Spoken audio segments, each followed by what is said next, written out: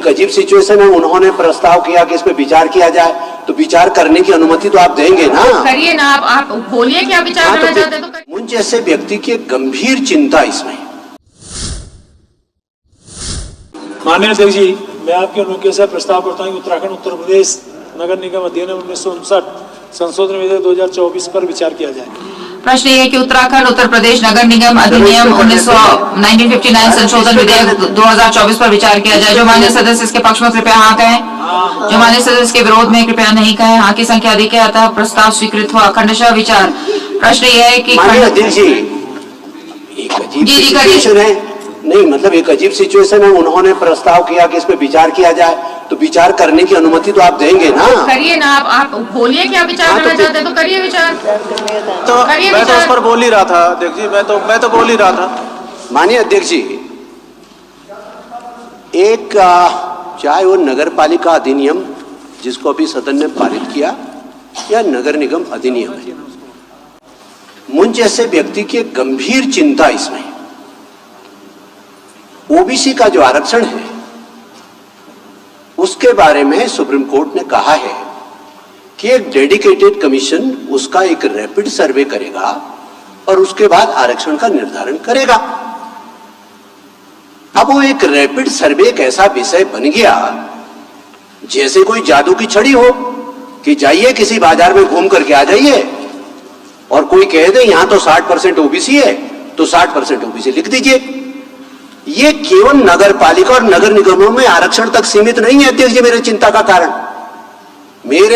का कारण यह है कि उत्तराखंड जैसे संवेदनशील राज्य में, फ्रंटलाइन स्टेट में, बॉर्डर स्टेट में, यहां की जो डेमोग्राफी है वो चेंज हो रही है। और जब हम ऑफिशियली इस बात को कहने लगेंगे कि यहां इतने ओबीसी, हमने तो क्या किया? कैसे सर्वे हुआ अध्यक्ष जी? सर्वे ऐसे हुआ कि साहब आप कौन है? कि हम तो यादव हैं, हो गए जी ओबीसी। आप कौन है साहब? हम तो क्या है? हम तो अंसारी जी, हो गए ओबीसी। कास्ट बेस्ड चीजों के लिए भारत सरकार के और तमाम सारे कोर्ट्स के रिटन जजमेंट और रूल्स लेट डाउन है कि जाति का जो निर्धारण होता है वो माता पिता से होता है, कहां हम रह रहे हैं उससे जाति का निर्धारण नहीं होता है। उदाहरण के लिए जिस जिले से हमारे मुख्यमंत्री जी आते हैं, जिस जिले से आदरणीय सौरभ जी आते हैं, वहां नमो शूद्र जाति के लोग रहते हैं। वो पश्चिम बंगाल से होकर के यहां रहने आए, वो यहां रह रहे हैं, उस पर हमारी कोई आपत्ति नहीं है। लेकिन यहां एक अभियान चला कि इनको अनुसूचित जाति घोषित किया जाए क्योंकि पश्चिम बंगाल में अनुसूचित जाति है। The matter went right up to the government of India, registrar general के यहां गया। ये इसलिए टर्न डाउन हुआ कि जो जाति का सर्टिफिकेट है, जो जाति का रिकॉग्निशन है, जो जाति की पहचान है, वो स्टेट स्पेसिफिक है। जो उत्तर प्रदेश का ओबीसी है, उत्तर प्रदेश का ओबीसी है, उत्तराखंड का ओबीसी नहीं हो सकता। जो हिमाचल का ओबीसी है, वो हिमाचल का ओबीसी, उत्तराखंड का ओबीसी नहीं हो सकता। Including marriage of a women और मैरिज टुगेदर, मैन और women, the marriage does not change the status of the caste. यदि एक सामान्य जाति की महिला एक एससी जाति के उत्तराखंड के किसी व्यक्ति से शादी कर लेगी तो एससी की नहीं हो जाएगी, वो सामान्य की ही रहेगी। या सामान्य जाति की यदि कोई एससी की कोई सामान्य जाति से शादी करेगी तो एससी की रहेगी। लेकिन शर्त ये होगी कि यदि उत्तराखंड की एससी होगी तो उसको एससी का बेनिफिट यहां मिलेगा, यदि उत्तराखंड की एससी नहीं है तो उसको बेनिफिट यहां नहीं मिलेगा। मैं आपको एक उदाहरण कोट करता हूं। अभी जुमे कुछ महीने पहले लोकसभा के चुनाव हुए। मध्य प्रदेश के अंदर मेरी खुद की पार्टी ने, भारतीय जनता पार्टी ने, एक आरक्षित सीट पर एक महिला को टिकट दिया। मालूम पड़ा सामान्य बोलचाल के हिसाब से उस महिला की जाति है, जिस जाति में विवाह हो रखा है। जब चुनाव के संदर्भ में उसमें विचार करने लगे तो मालूम पड़ा कि वो महिला की पैदाइश तो मध्य प्रदेश की है, तो लिहाजा मध्य प्रदेश की पैदाइश होने के नाते राजस्थान में उनको आरक्षण का सर्टिफिकेट नहीं मिल सकता। अल्टीमेटली पार्टी को कैंडिडेचर बदलना पड़ा। तो बहुत गंभीर विषय पर बात कर रहे हैं हम लोग। इसलिए बहुत सारी समस्याएं सरकार के सामने हो सकती है। सुप्रीम कोर्ट का जजमेंट है, हाई कोर्ट ने टाइमलाइन तय कर दी, लेकिन साथ ही साथ अध्यक्ष जी, हम विधानसभा के सदस्य हैं। सरकार हमें आंसरेबल है, हम सरकार को आंसरेबल नहीं है। ये सत्ता पक्ष में बैठ करके कह रहा हूं। And no court of the land, no court of the land, be it high court और the supreme court, no court of the land can direct the Vidhan Sabha कि तुम ऐसा काम करो। विधानसभा कल के रोज यदि डिसाइड करती है कि हमें तो इसे प्रवर समिति में विचार करना है, तो कौन हमें रोक सकता है? और प्रवर समिति यदि विचार करते समय तय करेगी कि हमने इतने दिनों तक इसकी छानबीन करती है, हमें कोई रोक सकता है? कोई नहीं रोक सकता। देखिए, हमें संरक्षण की आवश्यकता है। लेकिन फिर भी चूंकि ग्रास रूट डेमोक्रेसी में कोई एब्रप्शन ना हो, कंटिन्यूटी बनी रहे, कोई संवैधानिक अड़चन ना पैदा हो, कोई एक ऐसी स्थिति ना पैदा हो कि एक कॉन्स्टिट्यूशन जिसे लॉक जाम में एक स्टैंड अप सिचुएशन में सरकार फंस जाए, यह भी जिम्मेदारी हमारी है।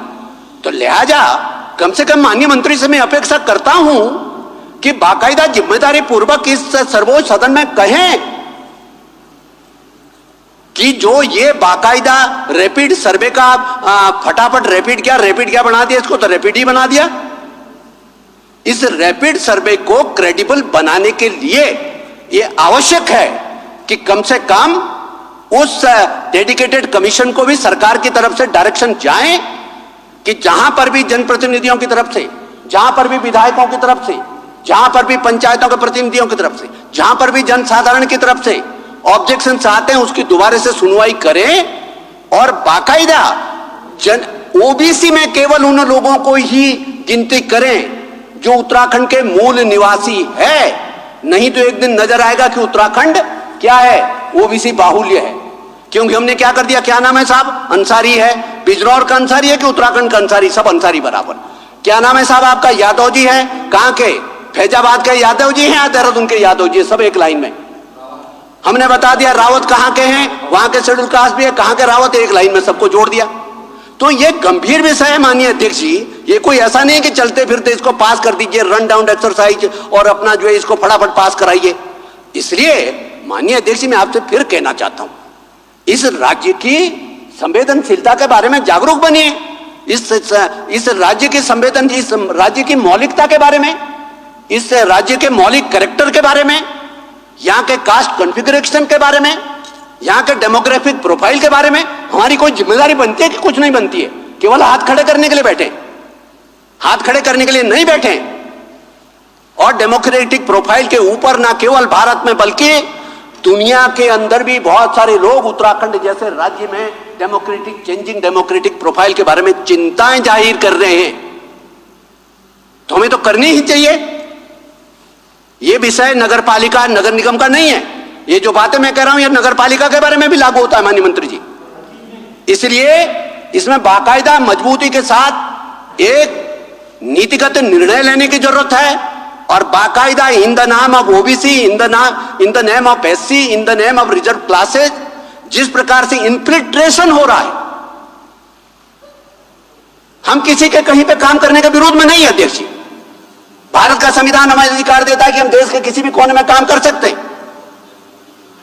हम किस तरह का काम करें कि आर्टिकल 19 हमें अधिकार देता है कॉन्स्टिट्यूशन ऑफ इंडिया। लेकिन किसी प्रदेश की अपनी डेमोग्राफी की कुछ आप जबान से बोलते हैं, कुछ नहीं बोलते। बहुत सारी चीजें डेमोग्राफिक प्रोफाइल के बारे में बिना बोले भी समझा जा सकता। तो इसके मौलिकता को हम डिस्टर्ब कर रहे हैं राज्य के। माननीय अध्यक्ष जी, मेरा आपसे आग्रह है कि इस बारे में निश्चित रूप से सरकार should come out with a categorical statement कि सरकार इसमें करेगी क्या इसको लागू करने से पहले। ऐसा तो नहीं थी कि मजबूरी में हमने आज पास कर दिया और फिर उसके बाद हो गया, हम अपने घर को गए, सरकार अपने घर को गई। ऐसा नहीं होना चाहिए। इसलिए मेरा आपसे आग्रह है